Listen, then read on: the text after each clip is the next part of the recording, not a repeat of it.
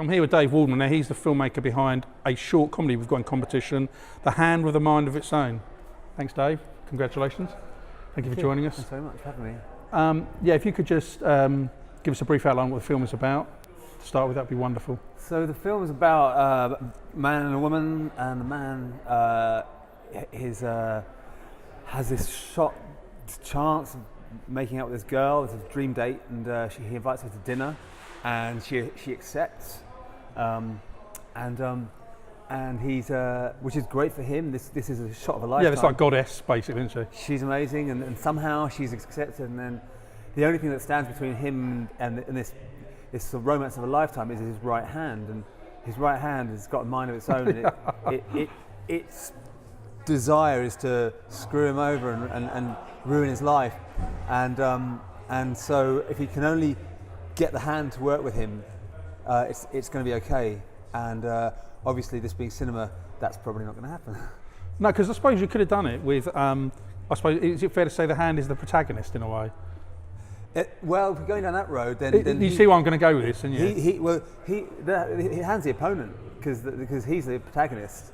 And the hand is the opponent who's out to ruin the day, isn't it? And I suppose if you'd have had the hand as a friendly hand, then of course there would be no film, really, because the whole point is that's the comedy of the film, isn't it?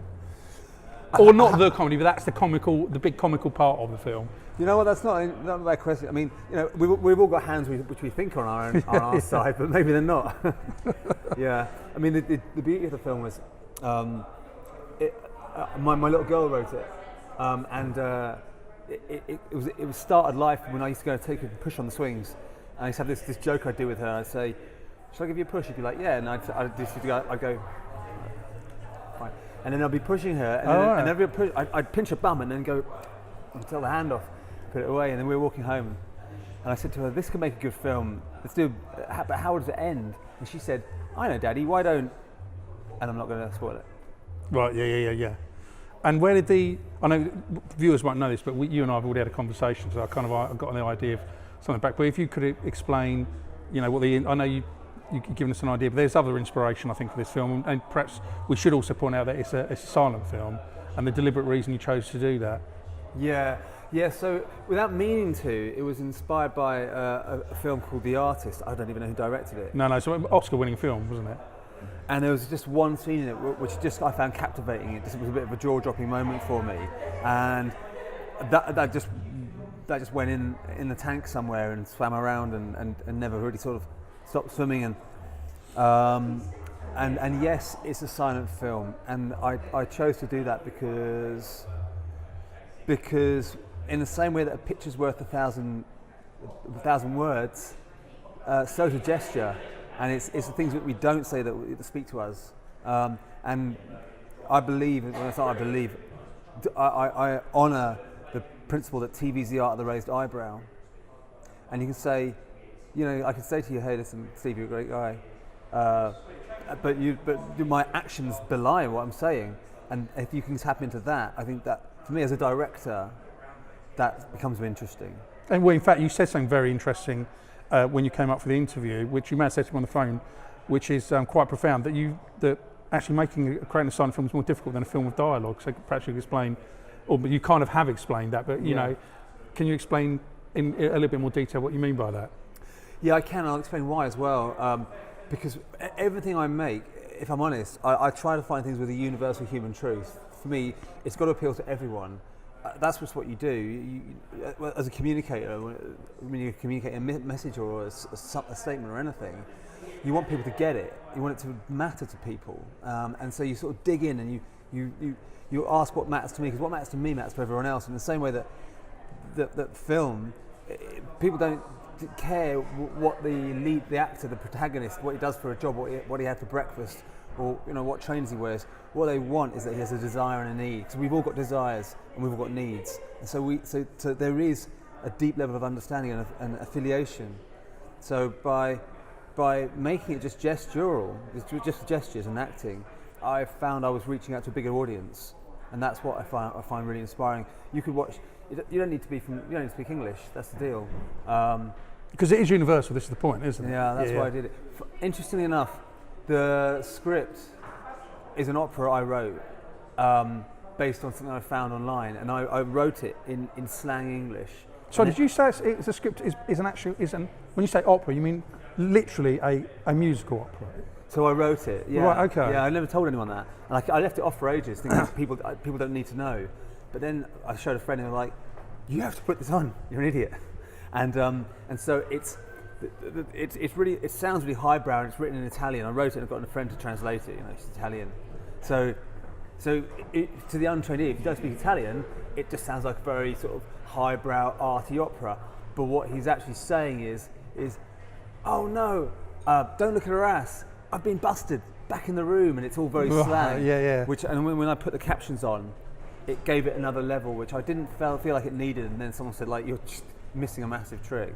So is your background musical? No. Or have you always been involved in filmmaking? Yeah, I mean, so I came through... Because that's a very interesting mix. Sorry to interrupt. That's a very interesting mix, the fact that you're talking about this being operatic. And I'm kind of thinking, and that's immediately why I'm asking why it is because it's something quite new to, I've not experienced this, and I've spoken to hundreds of filmmakers, so I'm quite intrigued to know where this is all coming from, really. That's an interesting question, and I don't really know. It's just a love of stuff, really. And I mean, I used to have a band, and used to have a funk band, and you can say things in a song that can be quite sad or quite melancholy or quite harsh. But if you seal them within a beautiful rhythm or a beautiful melody, then it's okay. And so that's how you can. And that's what I love about music. And when you're, I mean, it's like Danny Boyle. He for every one of his characters, he has a soundtrack for each of the characters. Right. It's hugely moving, and they say you can forgive a bad picture, but you can't forgive bad audio. And I think like with this film I've just shot now, I was dabbling around trying to find some music afterwards, and then some friends of mine who have a band, I put their music down, and suddenly the film came alive, and then suddenly the film would be nothing without their music. It's their music which makes the film. Of course. It's much more emotional motive. When you put words on things, you can restrict it to like English, and not only English, well, that's my language, but a certain type of English. When you don't have that, you just leave it open. Well, you think something like Jaws, let's be honest, it's two notes, isn't it? But immediately, I mean, that's just an example, but immediately the terror and fear is there. From that, very, very simple. I seem to remember, I'm sure I read somewhere, Spielberg was talking about it, so we're going off pieced a bit here, and I remember him saying that when he first heard John Williams play the piano, he was like, what the heck, no way. And it didn't make sense, but of course, he was persuading the rest is history. Because now when you hear those two notes, that kind of is, to me, it's kind of the shark, frankly. So you're absolutely right. What you can build with the soundtrack, particularly with the music, is uncanny. I absolutely agree. And so that's why I wanted to have no dialogue, because it makes you work harder. Yeah, it makes you work harder. That's the obvious way to go. So take out the dialogue. If you want to make it even harder, take out the characters and then see if you can still make a film. And what about the two characters? Where did you? Because I suppose you've got a bit of a nightmare, because most actors and actresses that I've met, it's very rare we see silent films. There's one or two others I can think of, but you've got to. How many of them actually have worked in a silent movie? I mean, very few of them, I guess. Look, they've got to like you. I mean, this is the beauty of like directing. What you're really doing, I've always looked at it like people are like your paintbrushes. So your cameraman, your DP is your total, he sits on your shoulder, and you guys are just on tune. And then the actors, and they pick up on your energy, and they're trying to give you what they think you want, but it's got to go through them, and they've got the most to lose. So you've really got to try and meet them with your wave of energy and what they can offer, and tease it out of each other. So you're describing the emotion, though. Like when you can't have dialogue, you're like, you have to say, look at him as if he might have just run over your cat. Now that's a bit of direction which someone could leap on. If you say look worried, that's a bit more ambiguous. It's a bit more hard to capture. So you've got to worried about what? Yeah, exactly. But look at him like he's just put his thumb in your coffee, and then suddenly you get that. That what the fuck? Yeah. Can you say that? Yeah, it's all right, you can say you like. Don't worry about that. Anyway, so that's how I find things work with working with the silent thing is they've got to trust you and they've got to vamp off your direction. And did you ever, because it's so technical and intricate in terms of far removed from, in inverted commas, a traditional acting role, did you ever think about doing it yourself? Because you're here offering very specific direction in a way that's very is very different to, as I say, a traditional film that you're making in terms of being a silent film. And I just wondered if you're offering, you're going to have to offer very specific direction to get a very specific reaction, which you don't. So in other words, you have less flexibility from a talkie. At any point, did you think, do you know what? Actually, I wonder if I should do this myself. You know, you always start off yourself, and I do, and I do it partly because I want them to feel comfortable. And if I'm prepared to make an idiot out of myself, and that's saying that they're idiots, it's not. But if I'm prepared to go out of my comfort zone and try and explain visually what I mean, I feel that's a sign of respect to them. That I'm asking them to do that. I should be prepared to do that too. You know, I actually in this film, Alexander, who's the man, he's never acted before, but he's a mime artist. Ah, okay, so I can see, suddenly the correlation. I could never have done that. Like you know, it was a hard ask. You know, I was kind of like, I was really sort of hanging in there, because to say to someone, I want you to imagine that your hand's possessed. Most people couldn't do that. But surely, I suppose the mime, he already has the tools perhaps to do that, I guess. Yeah. You know. But that is not something which I could make up. And actually, you know, he's one of the best actors I've ever worked with. Normally with actors, right, just on principle, because you can only get one beat out of them, one good beat, I find, you know, because that's very interesting. So when you see these actors and actresses, it doesn't matter what film it is, you can choose any random film. Is that what you've experienced? On point, when they're actually doing it, generally you'll only get one very decent performance, however many takes you make. Oh no, not performance. When I say beat, I mean, for example, if I was asking someone to like make a sandwich and then take a bite, they could do that well, but somehow, somewhere in the middle, the magic's lost, and I need to cut and then get just perfect timing to take the bite. Yeah, it's very rare that you could get someone to make the sandwich, take the bite, not like what's in it, and then realise that it's upside down or something, and then eat it, for example. Well, how strange. And I find that, maybe that's because I'm picky, but that's, when I'm editing, you just know when, if they call you, you've got to cut on the blink, and you just know when that's had its day, that moment, so you've always got to have somewhere to go. Whereas with Alexander, I left the camera rolling. I could just keep it rolling on him. He was just you just want to watch him.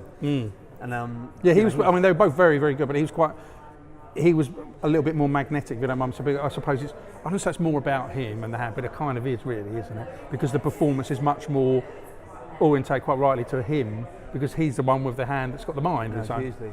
I mean, she's got to look. The thing is, you've got to believe it with a story. You can't assume things. Like you know, we're sentient people and we are aspirational people, and we like to work things out. So there's a rule which I believe in, which is don't give them 2, don't give them 4, give them 2 plus 2. So you've always got to keep holding something back and making the viewer work. Because as soon as they stop working, they're bored. It's boring. You know, we want to try harder. We're aspirational.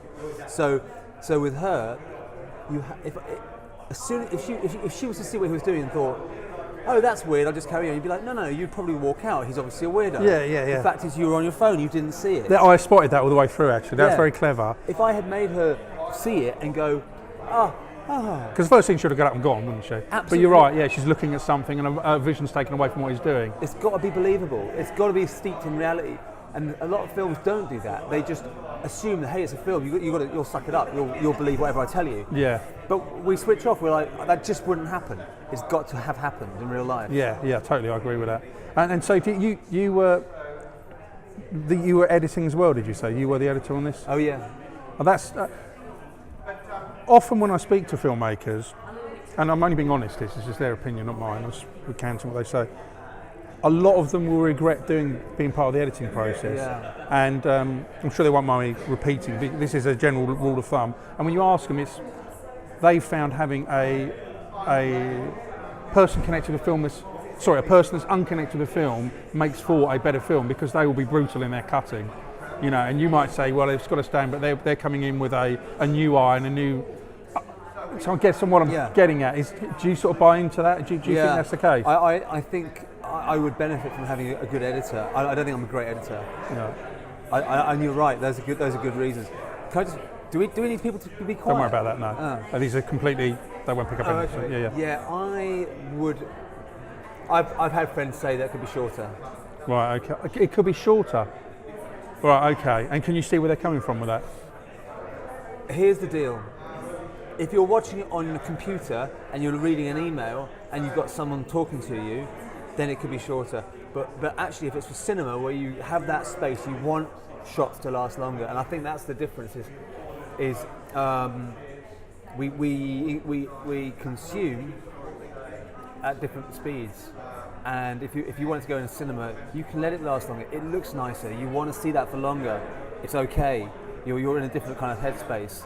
And also, I think with if you don't mind me saying, I think the advantage, the paradox of making a short film is that because it's a short film, every shot's got to count. Whereas so what I'm trying to say badly is, with a feature, you have the luxury of time where you can fill space in and you can round characters out.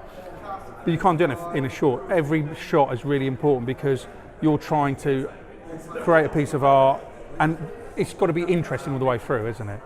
So that's the difficulty. However, there's still the 7-story structure steps here.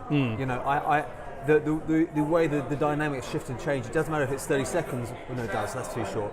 But like a short film like this, or a 1.5 hour feature.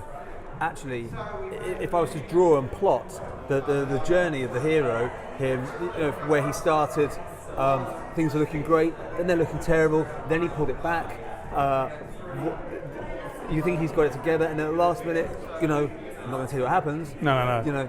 But I've tried to follow the rules that we all make features work, because there's a narrative structure. And what, if you can, what are you able to tell me what you're working on now? Yeah, I'm working on a feature with about a troll who doesn't eat meat, so he gets banished from the woods. That's a talkie, I assume. Yeah. A talkie. God, I can't believe I'm saying that, but as we used to refer to them. But you know what? Funny. I might. I don't know if you ever saw There Will Be Blood with Daniel Day-Lewis. Yeah, brilliant film. And it starts first 15 minutes without sound, without talking. I do love without talking, and I do think that the first. No, this will have talking, but again, the premise is what's the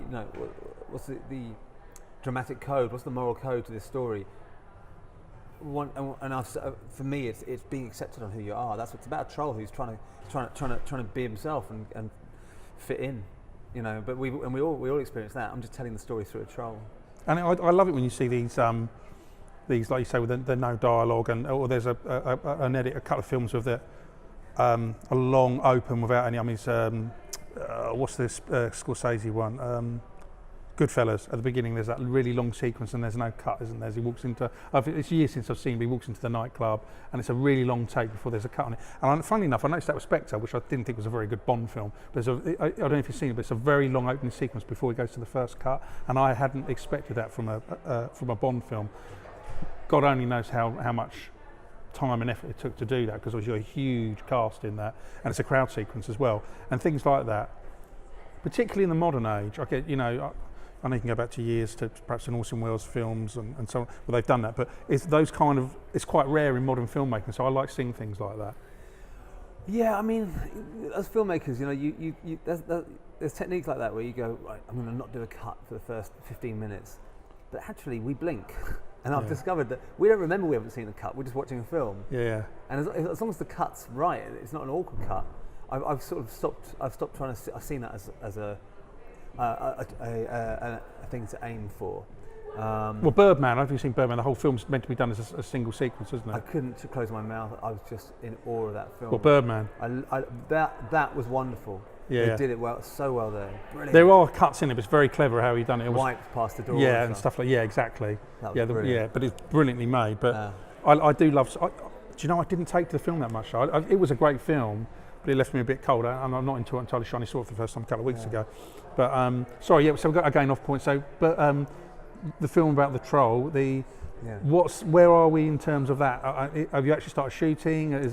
Well, I should have jumped back one. I've just finished. I'm just literally putting the captions on the sequel to The Hand. Oh, right, okay. Yeah, it's another silent film. Well, literally a sequel to that one. Well, it's another man, and he's got a pair of ping pong balls. It's about a guy called Wingman, and he's a lonely man who invents a wingman. So I'm trying to do it, and he has these ping pong balls in his fingers. I can tell you that much. But again, like it's the theme is wingmen. Only it's him and his mate. So it's another hand film, and so that is knocking into. What's lovely is when what's lovely about film is when you have to suspend belief in the same way that, like, if Keanu Reeves pops up as a police commissioner or a baddie, in a film, and he's called Russell Binks or something, you don't sit there going, that's not Russell Binks, that's Keanu Reeves. I'm not watching this. That's rubbish. You go, fine. You accept, and as long as film gives you the whole picture and the whole picture works, then you accept the picture. And in the same way, what I love to do is use what's called negative white space. So I want to use that suspense belief. If I'm telling you that's a person, we've all watched the Muppets. We've all been told stories. Yeah. We were okay with that. We're like, course, okay, I get what you're saying. What's the real story? Because actually, it doesn't matter. You can use super CGI or just stickmen. It's the story that counts. So if I'm telling you this is a guy and his best mate and they've gone out to meet some chicks, you'll be like, fine. And then once I've convinced you that that's a person, then I can play with it and start doing things like that and like that. Okay, I can see where this is going. Yeah. But you see, because I've suspended belief, and I think that's happening in this scene I'm shooting with Troll, where a magician does a performance where there's a body swap, and the troll swaps his body with a little kid who then takes on the strength of a troll. It's a kid. Yeah. But it's got the strength of a troll, and it's there again. And where did that idea come from? They always come from telling my little girl stories. Really? Yeah. She goes, tell me a story. And how old is she? She's 12 now. Right, okay. She still likes the story. But she's like, come on, make something up. And I'm like, well, once upon a time. So I suppose actually she's now getting very close to the age, not far off, when she gets 13, 14, and that's all just going to soon disappear. And I know that because I've got a 17-year-old daughter and a 4-year-old son, and you realise before you know it's gone, isn't it? Yeah, it's true. But I mean, I've illustrated kid books with her in them. Wow. And I just find her inspiring, and it's lovely that, I can put her name on the credits, and when I'm telling her the stories, that they sound funnier. If I sit there and write them, they're just not as good. And that's what's so wicked about having a partner, a creative partner, where, I heard this really lovely interview with the Trey Parker and Matt, I can't remember his second name, they created. Oh, South Park. Uh-huh. Yeah. And it was in it was the Observer or whatever, I was reading the whole thing, and then Trey Parker at the end of it, he said, if I'm honest, for the last 20 years, I've just been trying to make Matt laugh. And I just thought, that is such a beautiful statement of intention, that actually it's that energy of 1 + 1 equals more than 2.